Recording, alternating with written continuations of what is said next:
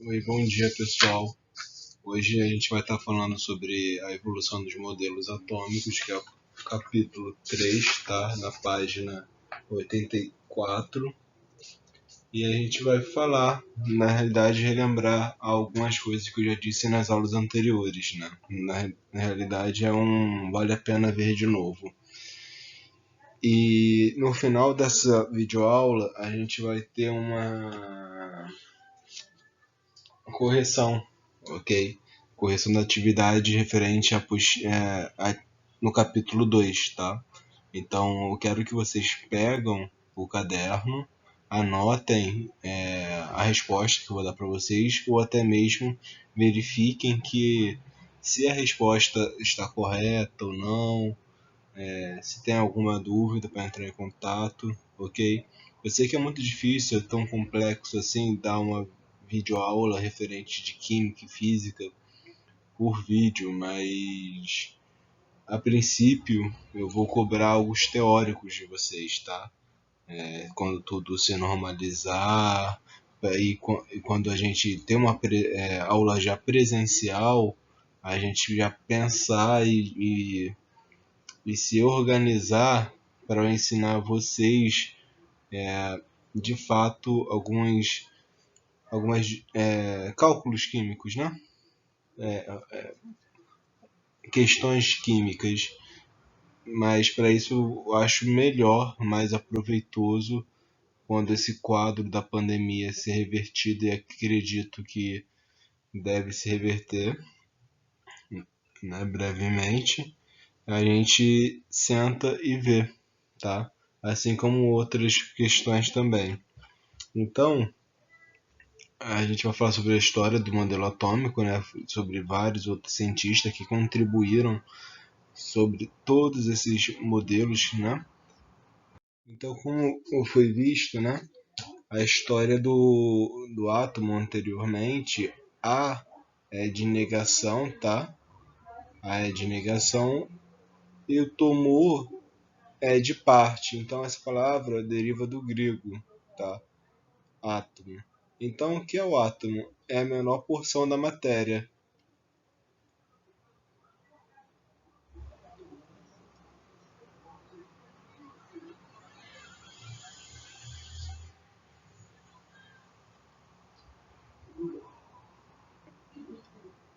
É a menor porção da matéria. Ou seja, se eu pegar um fragmento, eu cortando, cortando, cortando, vai chegar em um determinado momento que eu não vou conseguir mais dividir. Essa, essa estrutura da qual eu não consigo mais dividir, que é da porção da matéria, a gente chama de átomo. Então, filósofos antes de Cristo, como Aristóteles, ele já tinha conhecimento já de química, já tinha um conhecimento, ele já questionava muitas coisas, né? Da natureza. Então eles já tinham conhecimento de ouro, de ferro, níquel, cobre, e isso eles já tinham consciência também que aquilo dali era um material, era um recurso, né, natural, e também que eles começaram a se questionar que aquele recurso, mesmo sendo raro, né, na natureza, ele era proveniente de algo que era uma formação de unidades que dava aquela característica, só que eles não conseguiam explicar naquela época como era feito o ouro. Então eles acreditavam que eram partículas diferenciadas que formavam elas, ou seja, eram partículas pequenininhas que formavam, eram elas. Porém, naquele período não tinha uma retratação, né? E como era um átomo. Depois disso, muitos anos depois, passou a época de Cristo, né? Aí a gente chegou no modelo atual, que esse é o modelo atual, tá? Do átomo. Então a gente tem aqui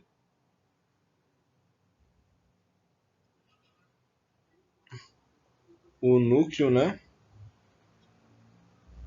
Composto por prótons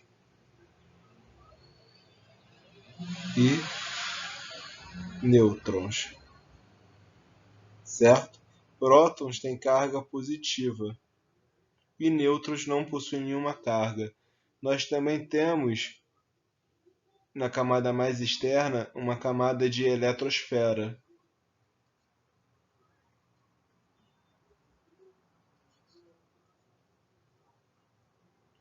Gente, perdoe a letra, é porque eu estou escrevendo no mouse, aí a letra sai um pouquinho feia. Ok? Essa eletrosfera seria o que? Seria a órbita, né? Que da qual essa bolinha vermelha, vermelha não, amarela, daltônico, olha, que é o elétron. O elétron ele tem carga negativa, ok? Então esse elétron ele fica orbitando em torno do núcleo, né? Então a gente chama essa camada mais externa do núcleo de eletrosfera. E dentro da eletrosfera, o núcleo e o que orbita em torno do núcleo é o elétron, ok? Eletrosfera, o elétron fica dentro da eletrosfera e dentro da eletrosfera tem mais uma unidade, né, que chamamos de núcleo, que compõe o próton e nêutron, próton positivo e nêutrons sem nenhuma carga, ok?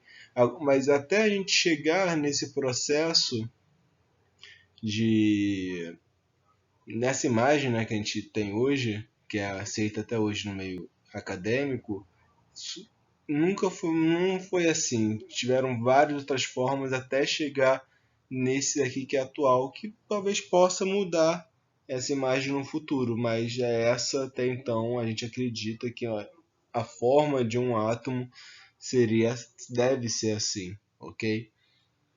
Então, um pioneiro da qual foi que levantou o questionamento de átomo, ainda mais no período contemporâneo, né, foi o Dalton.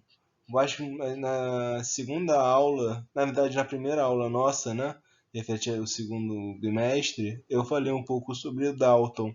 Dalton, ele foi foi um inglês, né, um físico, e ele também questionava sobre as partículas, sobre átomos, sobre alguns elementos químicos, da qual a gente viu na aula anterior. Se eu me lembro, a gente tem 93 elementos químicos, né, que na realidade são átomos, né? Cada elemento químico é um átomo. Ele Ele estudou alguns elementos químicos e ele começou e pôde relatar algum deles para a gente. Mas isso não convém ao caso. Aqui a gente pode observar algumas coisas que o Dalton registrou durante, né, as pesquisas dele. Então a gente pode estar lendo aqui e vendo o que é mais importante a gente saber nesse modelo evolutivo. Ou seja, o primeiro questionamento, de fato, foi do Aristóteles, né, antes de Cristo, mas na questão contemporânea foi Dalton, ok? Então, Dalton a gente já tinha uma certa tecnologia pobre, né, mas bem mais avançada que é antes de Cristo, né, convenhamos, mas mesmo assim era antiga e defasado. Então, Dalton propôs o quê? Os átomos são maciços e apresentam forma esférica, semelhante a uma bola de bilhar. Essa teoria de Dalton, né, o modelo atômico de Dalton, ele é conhecido como bola de bilhar. Então, se qualquer literatura, qualquer concurso público se possam fazer e falar sobre algum modelo atômico que é maciço e tem uma forma esférica, é bola de bilhar. Aqui está uma forma ilustrativa, tá? Era e bola de bilhar. Por que a bola de bilhar? Os átomos são indestrutíveis, os átomos são indivisíveis, perdão, os átomos são indestrutíveis. Tá bom, olha só. Vamos pensar Primeiro que uma bola de bilhar, né, é uma coisa indestrutível. Não, não é indestrutível. A gente consegue destruir uma bola de bilhar, mas é bem difícil. Indivisível porque é maciço, né? Então é muito difícil uma coisa maciça ser proveniente de divisão. Então, isso daqui é uma das características principais que compõe a ideia de Dalton. Tá? Dando continuidade. Um elemento químico é um conjunto de átomos com a mesma propriedade, tamanho e massa. Ok? Os átomos diferentes de elementos químicos apresentam propriedades diferentes uns dos outros. Certo? O peso relativo de dois átomos pode ser utilizado para diferenciar. Sim, como eu disse, ele estudava alguns tipos de elementos químicos e ele conseguiu perceber que alguns elementos químicos têm alguns elétrons, né? Só que naquela época não tinha essa informação tão precisa, diferente. Então, eles já tinham no caso seria um peso, né? Seria um peso e ele conseguia diferenciar, olha, esse aqui pesa mais do que esse. Então ele conseguia meio que diferenciar ele de acordo com o peso do átomo. É uma substância química composta é formada pela mesma combinação de diferentes tipos de átomos. Substâncias químicas diferentes são formadas pela combinação de átomos diferentes. Essas ideias aqui não são importantes agora no momento, mas o que eu quero que vocês peguem é que o modelo evolutivo de Dalton era conhecido como modelo bola de bilhar. Os átomos são indestrutíveis e são indivisíveis e teria como diferenciar de acordo com o peso deles, ok? E isso aqui também, os átomos são diferentes, os átomos de diferentes elementos químicos apresentam propriedades diferentes uns dos outros, né? Um átomo de oxigênio é totalmente diferente de um átomo de um ferro, né? Convenhamos. Feito isso, passou mais um tempinho, né? Mais um tempo, e veio o J.J. Thomson. Quem é J.J. Thomson? É o famoso cara que acreditava que o átomo não era aquilo que o Dalton pregava, que era maciço, indivisível. Muito pelo contrário, e que era algo compacto, né? E Dalton não, Thomson, ele acreditava que o átomo de fato era esférica, mas não maciça, como propunha o modelo atômico de Dalton, né? Como tinha dito, o átomo é neutro, já que toda matéria é neutra. Então, olha só, uma característica do pensamento evolutivo de J.J. Thomson. Então, ele acreditava que o átomo em si ele era neutro, ok? Neutro. Como o átomo apresenta elétrons que possuem carga negativa, né? Elétron tinha carga negativa. Logo, logo deve apresentar partículas positivas para que a carga afinal seja nula. Os elétrons não são fixos ou presos no átomo, podendo ser transferidos para outro átomo em determinadas condições. Aqui a gente vê eles presos, mas de qualquer forma eles seriam livres para se comunicar com outros tipos de átomo, entende? Tipo, o cargo positivo ir para outro átomo de lá, esse carga negativa vem para cá, eles eram meio que livres, né? Então eles não estariam presos nessa estrutura. O átomo pode ser considerado como um fluido contínuo de cargas positivas, onde estariam distribuídos por elétrons, tá? Que possui cargas negativas. Esse modelo a gente conhece como pudim de passes, tá? Por que pudim de passes? É como o modelo dele, ele acreditava que era algo esférico, né? E aqui a parte a parte predominante seria o próton, né? Próton. E aqui e as porções pequenas, que seriam as passas, seria negativa. Eu não gosto muito dessa ideia, né? Pude de passa. Eu acho mais fácil a gente pensar em uma melancia. Quando a gente pensa em uma melancia e corta ela no meio, a parte vermelha seria a parte positiva, né? Seria a parte dos prótons, e aí os sementes seriam os elétrons, ok? E como os elétrons que estão espalhados apresentam a mesma carga existente entre eles como a repulsa mútua, o que faz com que sejam uniformemente distribuídos na esfera, ok? Mas eu quero que vocês tenham ideia é isso, ok? Não tem muito o que diferenciar até então, porque até mesmo isso daqui que a gente está vendo vai ser revisto com o seu professor do ensino médio de química, ok? Vocês vão ver uma diferença, na realidade um complemento maior de informações do que eu estou passando, tá? Isso aqui é só teórico. E agora o modelo atômico de Rutherford. Eu quero que vocês atentem aqui, a gente vai ler isso aqui junto, né, como os outros slides, mas eu quero que vocês observem essa imagem, ok? Que aqui está escrito componente A, B e C. E aqui está A, B e C. Por que eu coloquei isso? Como os demais são complexos, o Rutherford também ele contribuiu, né, para o modelo atômico, e ele eu acho que é o mais complexo de todos, né? Porém é o que propôs o modelo atômico atual, aquele do primeiro slide. Tá? Então a gente vai ver o processo da formação do átomo, tá? Como a gente descobriu.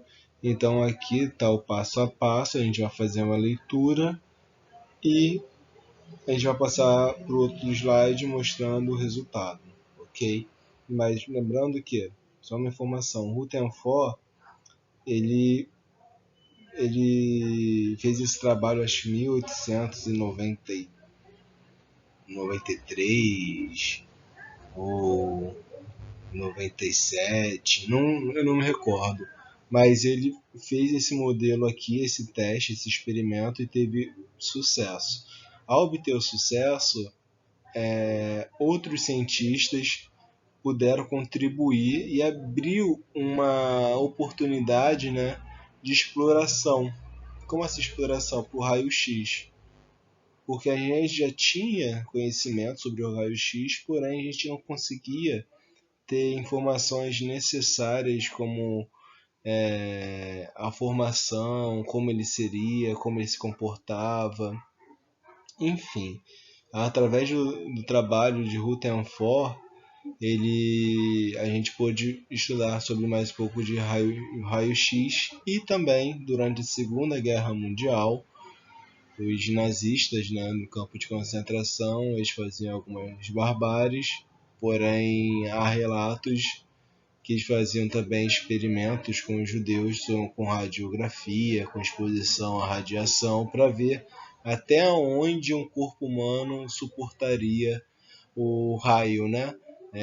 Referente à radiação, ok? Como ela poderia causar mal. Enfim, isso é uma das partes obscuras da história da humanidade. Voltando ao Rutherford então ele pegou a ideia de Dalton, a ideia de J.J. Thomson, ele não descartou elas, porém ele simplesmente elaborou, entende? E simplesmente aquelas ideias eram pilares, eram hipóteses, e ele queria testar e ver se aquilo dali era válido, né? Se ele tinha aquela forma ou não. Então vamos lá. Uma amostra de polônio, tá? O componente A, tá aqui. com uma amostra de polônio colocada em um bloco de chumbo. Nesse bloco havia um pequeno orifício por meio da qual ocorria a passagem da radiação. Ou seja, aqui dentro, esse quadrado escuro, né? Esse quadrado escuro tem uma abertura, né? Da qual vai sair a radiação, ok? Qual radiação? É do polônio. Esse tipo de radiação existe alfa e gama, ok? Então, ela é tão nociva como qualquer outra, né? Dependendo da sua exposição. Então, seria algo mais ou menos assim, ó, né? Aqui seria alfa, aqui em comprimento de ondas, tá? Aqui seria beta, aqui seria gama. Então, existem três tipos de radiação. Mas aqui, como é o polônio, a gente está fazendo o uso de radiação alfa, né? Então, esse daqui. Ok. Componente B, uma lâmina muito fina de ouro posicionada à frente da caixa de chumbo. Então, a gente vê que ela está direcionada a essa folha de ouro aqui, tá?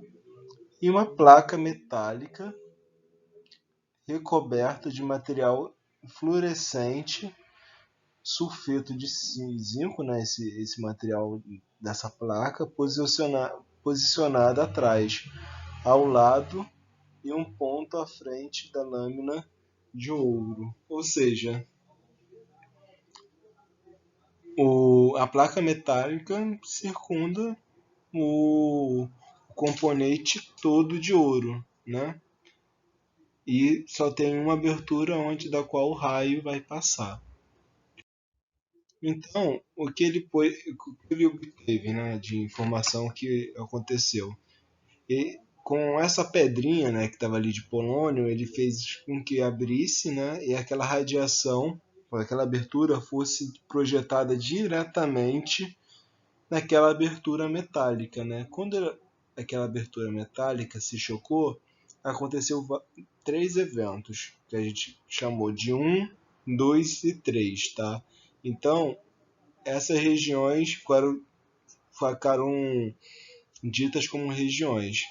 Então, região 1, né, que são que saiu diretamente da caixa, né, de polônio, da qual perfurou, entre aspas, perfurou, ultrapassou, melhor dizendo, a folha de ouro e se chocou diretamente com a placa metálica. Aqui está escrito o quê? A área que recebeu grande parte da radiação alfa emitida pelo polônio, o que evidenciou que estas radiações atravessam a lâmina de ouro sem sofrer desvio consideravelmente. Ou seja, ele tinha conhecimento daquele, né, antigo de Rutherford, mas ele percebeu que a radiação em si, ele conseguiu penetrar uma barreira ali e atingir atrás o seu objetivo, ou seja, não teve um desvio de raio de radiação, e sim foi direto ali, a sua maior concentração, né? A região 2, né, que são esses aqui das laterais, né, da placa, áreas diversas localizadas atrás da lâmina de ouro que receberam uma pequena quantidade de radiação alfa, mas que não estavam na direção do orifício de saída da radiação na caixa de chumbo, o que evidenciou que esta radiação sofreu uma grande desvio após a travessia de lâminas de ouro. Posteriormente, como a gente tem aquela imagem do átomo atual, como eu disse para vocês, tudo é constituído, toda a matéria é constituída por quê? Por átomos, né? O polônio, como é um átomo, passou um material radioativo ali e atravessou o material ali, a barreira de ouro constituído por vários átomos. Algum daqueles átomos que é proveniente da radiação se colidiu com os átomos que constituem o ouro, ok? Então, alguns tipos de materiais atômicos, né, subatômicos, diria o elétron, né, ele poderia não, ele simplesmente, como ele está na camada mais externa, né, está na camada da eletrosfera, ele sofreu o desvio, né, do seu trajeto. Ou seja, ele está no trajeto 1, se chocou, mas alguns tipos de átomos sofreram desvio, já no caso seriam os elétrons, sofreram um desvio após se ter essa colisão. Tá? E o 3 é áreas localizadas à frente da lâmina de ouro que receberam uma quantidade extremamente pequena de radiação alfa e evidenciou parte da radiação alfa, chocou-se com a lâmina e foi rebatida. Relendo: as áreas localizadas à frente da lâmina de ouro que receberam uma quantidade extremamente pequena de radiação alfa, o que evidenciou que a parte da radiação alfa chocou-se com a lâmina e foi rebatida. É como fosse é, colisão de frente, um átomo com átomo, tipo colisão de átomos, mas eles não sofreram arranjamento, né? Eles não se combinaram e houve uma rejeição pequena, mas houve uma rejeição. Mas como a gente está falando sobre radiação, né? Não tem como a gente combinar um tipo de raio com um tipo de material que é tipo metal, radiação tipo metal. E, geralmente tem pedras, tem metais radioativos, tem, mas ouro é um tipo de metal que não conduz níveis de radioatividade, ok? Então o polônio simplesmente bateu, foi direto, atravessou o ouro e como se fosse dois núcleos e suas eletrosferas se chocando ali, tendo uma pequena um pequeno retorno, não sei se seria essa palavra retorno, é porque está me faltando, é pequena repulsa, né? No caso, seria uma pequena repulsa referente à relação ouro, né? Digamos que a radiação do polônio é superior, né? E o sistema de Rutherford, então, né, a gente percebeu que o núcleo se chocou com o núcleo da folha de ouro, porém teve alguma dispersão de elétrons que conseguiram ser detectados naquela placa metálica e uma certa repulsa de nêutrons ali, nêutrons que teve uma presença de nêutron da qual não tinha, era aquele que não tinha nenhuma carga. Ele projetou então que o modelo atômico seria algo parecido com esse daí. E Rutherford, então, ele é conhecido como a pessoa que criou o modelo do sistema solar, né? Então, seria o que? Seria o Sol e a eletrosfera seriam os planetas, né? Os elétrons seriam os planetas da qual ficam circundando o, um núcleo. Bohr, então, foi outro também, outra contribuir a mais ao trabalho de Rutherford. Esse trabalho de modelo evolutivo ele pode ser conhecido como modelo evolutivo de Bohr ou modelo evolutivo de Rutherford-Bohr, mas geralmente a gente encontra como modelo atômico de Bohr. Enfim, os elétrons estão distribuídos em camadas ao redor de núcleos. Admite-se a existência de 7 camadas da eletrosfera, designada pelas letras maiúsculas KLNOPQ. À medida que as camadas se afastam, os núcleos aumentam a energia dos elétrons nelas localizados. Enfim, aqui seria um núcleo, né? Esse Bohr ele concorda perfeitamente com a ideia do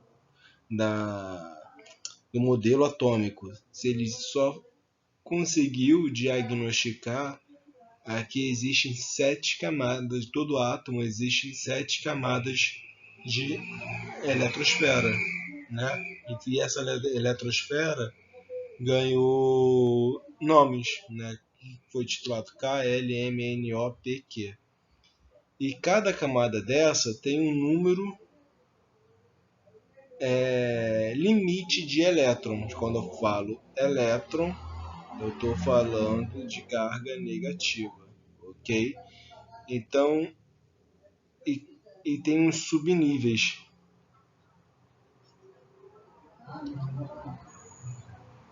que vocês vão estar tendo o prazer de conhecer com seus professores de química.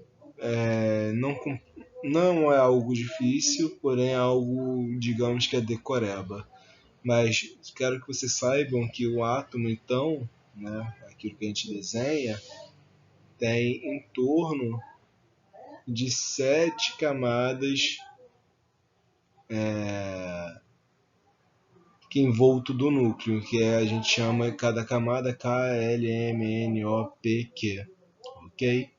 E os subníveis cenas do próximo capítulo do ensino médio, ok? Porque até mesmo tem alguns livros que abordam sobre isso, mas vocês foram salvos e não tem isso. E por fim, a gente se atenta aqui, né? O número atômico, né? E o número de massa. A gente retrata o número atômico com a sigla Z, ok? Indica o número de prótons existente no núcleo, ok? Lembrando que dentro do núcleo existe a carga positiva. E junto com a carga positiva tem aqui os nêutrons, né? Então, a massa, que a gente chama de A, tá? É a soma do número de prótons com o número de nêutrons de um átomo. Ou seja, isso daqui é referente ao que está ocorrendo dentro do núcleo. Então, a gente está falando no número atômico, né, que é a A, é igual ao número de prótons mais nêutrons dentro do núcleo, que também pode ser também a massa do número atômico é igual ao número de prótons mais nêutrons, ok? Então isso daqui, digamos que é a mesma coisa,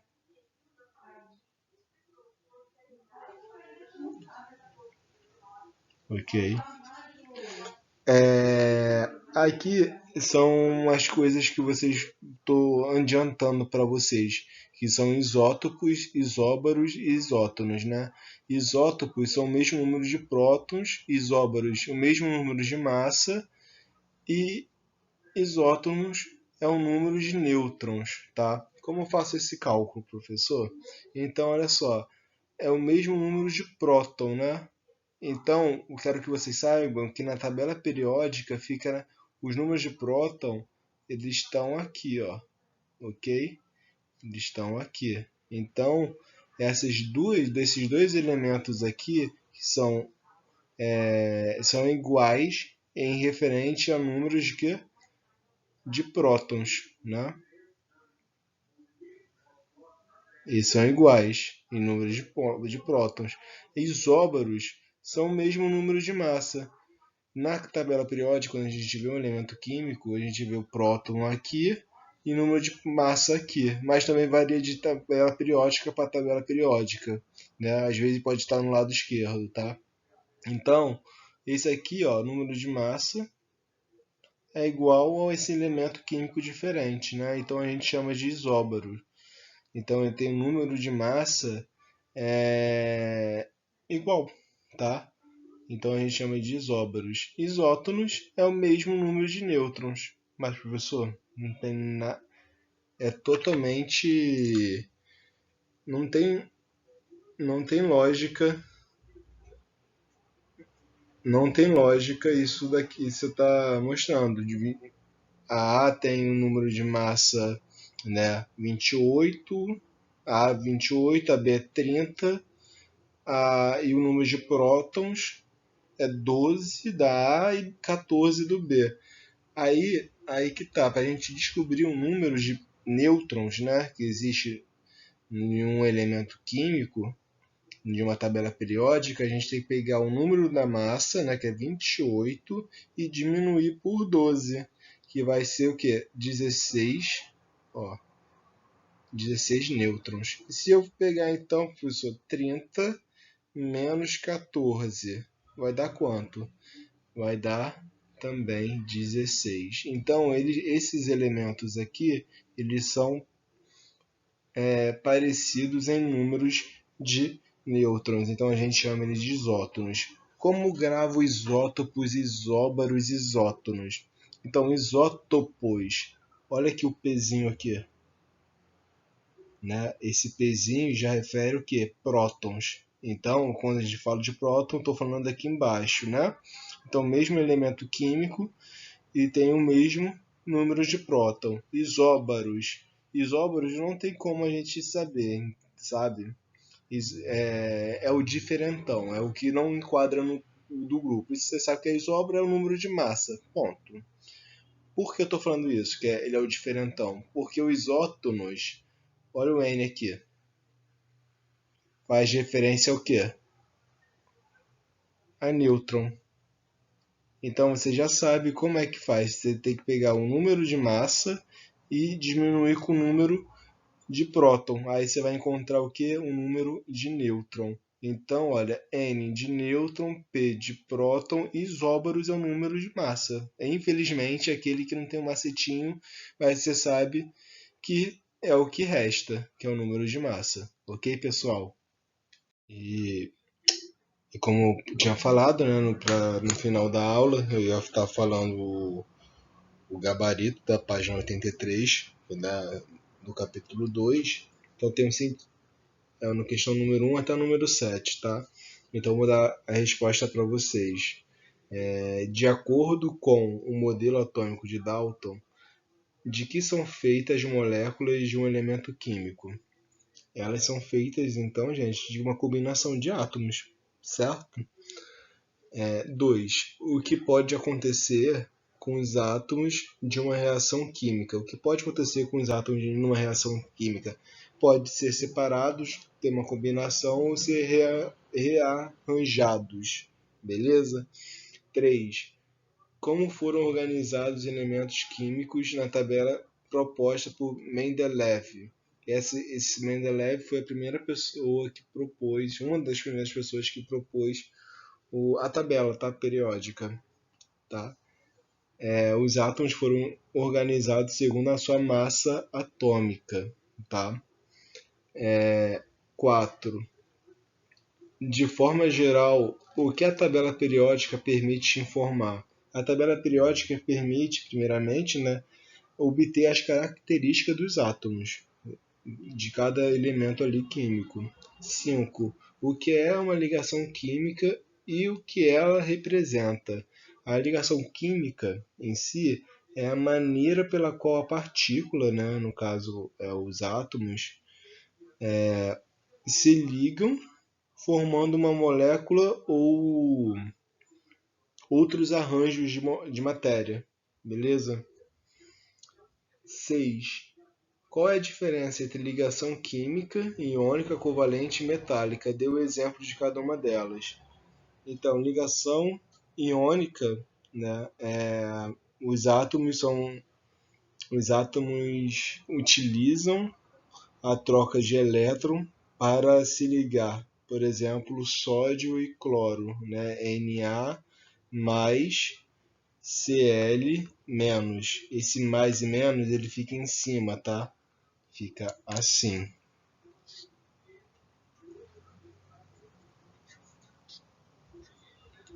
Ok? Covalente, os átomos compartilham os elétrons para se manter estáveis. Então, como a molécula do H2O, né? Aqui. E a ligação metálica são utilizadas por átomos que conseguem se agrupar em grandes estruturas, estruturas estáveis, né, perdão, e formando alguns cristais. No caso, é aquilo que eu falei na aula passada, que não tem uma fórmula, uma coisa para exemplificar isso. Então é o ferro, é o cobre, alumínio, beleza? E a 7 o que é a reação química, o que acontece quando os átomos, o que acontece com os átomos quando ela ocorre. Dê exemplos do seu cotidiano. Então a resposta é quando a substância se combina para produzir outras substâncias diferentes. Elas se rearranjam. Exemplo, aqui, 2H2O. Eles se arranjaram, né? Se lembra daquele experimento da qual colocam um fio de eletricidade, né? Para conduzir eletricidade na água, para fazer o que? H2O, para desmolecularizar e formar um novo tipo de molécula. Então seria o que? Aqui estavam separados, né? Eles se arranjaram e se formou 2H2O. Certo, pessoal? Então fica aí. Esse é o gabarito. Preciso que vocês coloquem no caderno de vocês essa resposta da página 83. Então vocês coloquem no caderno, escrito-se página 83. E eu, posteriormente, quando tiver tudo normalizado, né? Após a pandemia, eu vou dar um visto no caderno de vocês. Obrigado pela atenção. Qualquer dúvida, tá aqui meu e-mail. Fica a atividade da página do capítulo 3, tá? Então façam a atividade do capítulo 3 e que semana que vem eu tô dando o gabarito. Obrigado e até a próxima.